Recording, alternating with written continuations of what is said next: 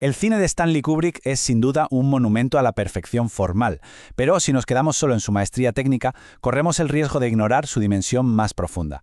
Sus películas son en realidad complejos tratados filosóficos, campos de batalla donde se libran las preguntas más cruciales sobre la condición humana.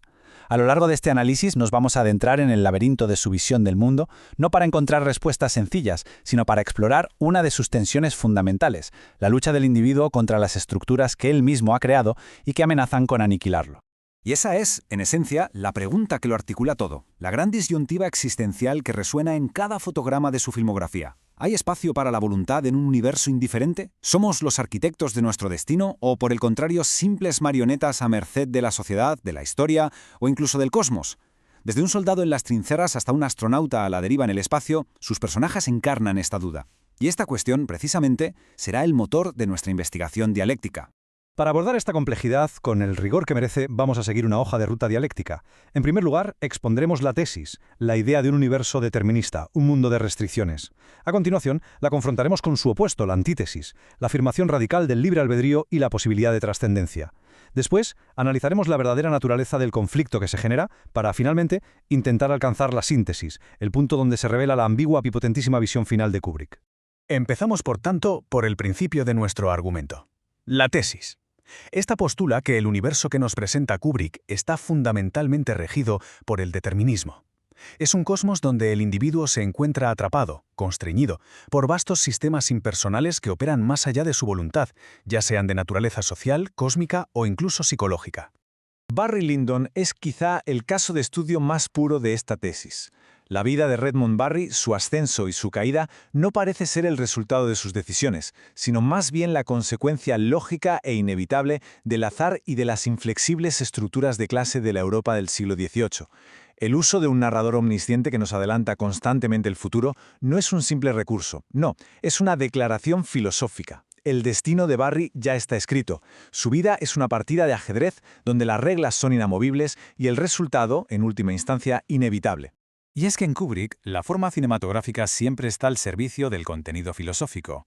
Esta técnica, que podríamos denominar el zoom hegeliano, es un ejemplo magistral. No es un simple adorno estético.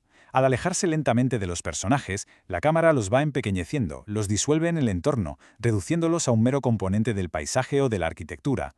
Este movimiento de cámara, en realidad, está negando la primacía del individuo. Lo presenta como una pieza más, subsumida y aplastada por un todo abrumador e indiferente. Esta visión determinista es una constante en toda su obra. Pensemos en Senderos de Gloria. Los soldados, hundidos en el fango de las trincheras, no son dueños de su destino en absoluto. Son peones sacrificables en un tablero macabro, movidos por la jerarquía militar y la lógica absurda y circular de la guerra. La estructura de poder es una máquina tan rígida, tan impersonal, que la agencia individual, la capacidad de decidir, simplemente se desvanece. Se ilustra así un patrón recurrente: el individuo aplastado por un sistema que él no ha creado y que lo anula.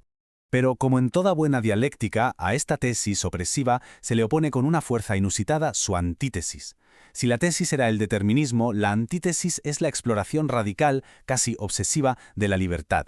Kubrick no se conforma con plantear el libre albedrío como una simple capacidad de elección, no, lo eleva a la categoría de carga moral, aquello que para bien o para mal define la esencia de lo humano.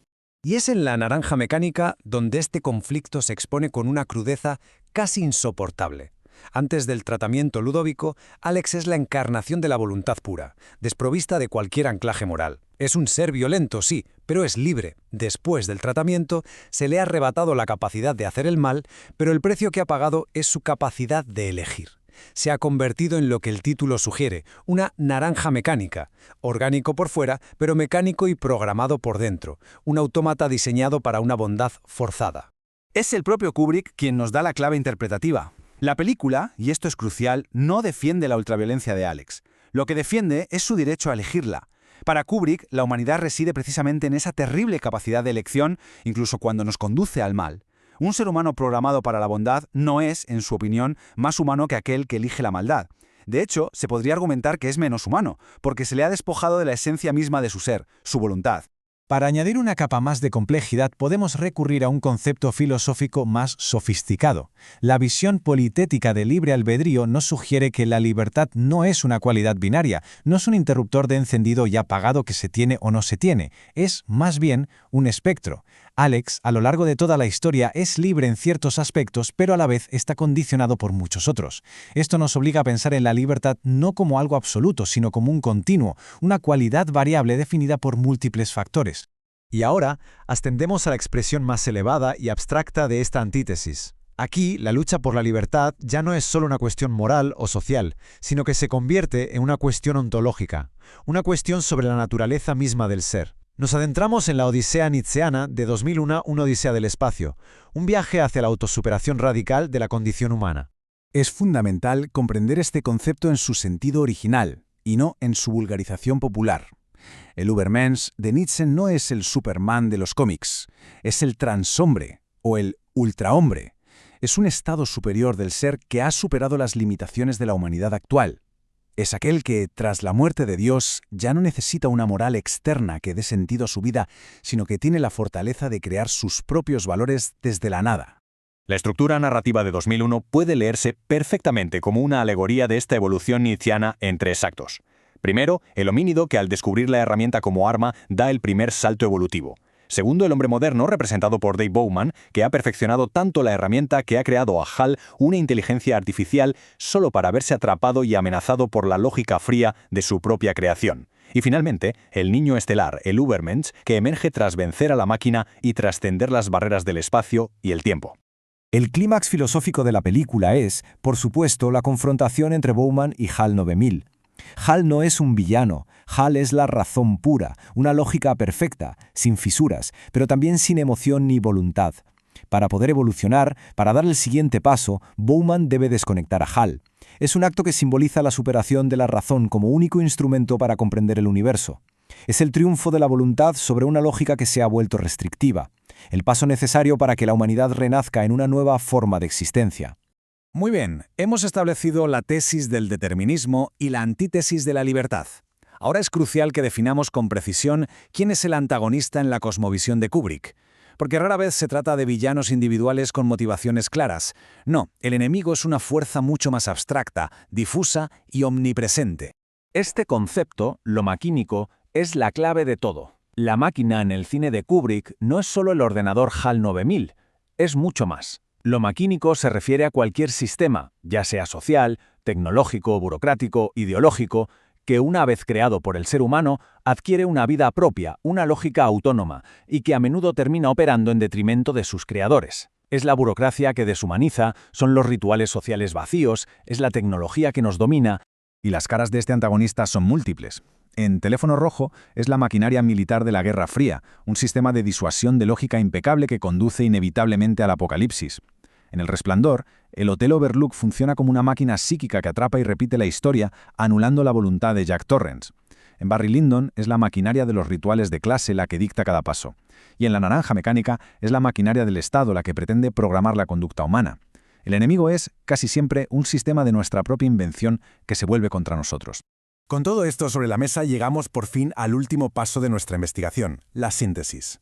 Porque Kubrick, fiel a su complejidad, no nos ofrece respuestas sencillas ni victorias claras para ninguna de las dos posturas.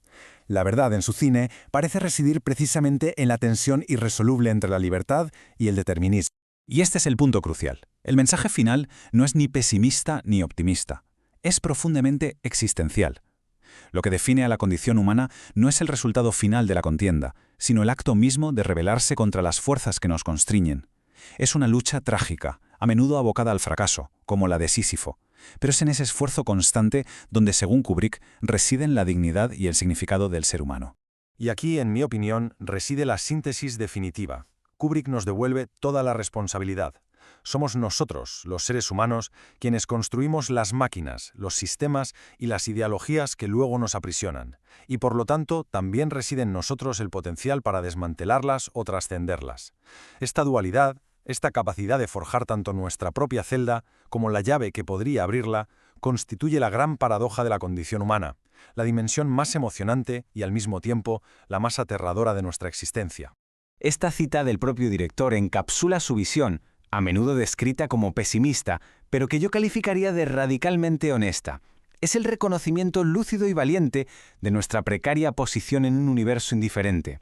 Sin embargo, en su cine, esta constatación no conduce a la parálisis o a la desesperación. Al contrario, nos revela que es precisamente en este escenario de absurdo cósmico donde la lucha por la libertad y por la creación de significado adquiere su verdadero y heroico valor. Y con esta pregunta final, que es en realidad la pregunta inicial, cerramos nuestro análisis. Kubrick no se dedicó a ofrecer respuestas, se dedicó a perfeccionar las preguntas. Nos obliga a asomarnos al abismo de nuestra propia naturaleza y a cuestionarnos si este ciclo de crear sistemas que nos oprimen es una tragedia inevitable o si cada acto de rebelión, cada intento de superación, por pequeño que sea, es la prueba de que un horizonte más allá de nuestras limitaciones es, a pesar de todo, posible. La respuesta, como siempre en sus películas, queda abierta, resonando en el silencio,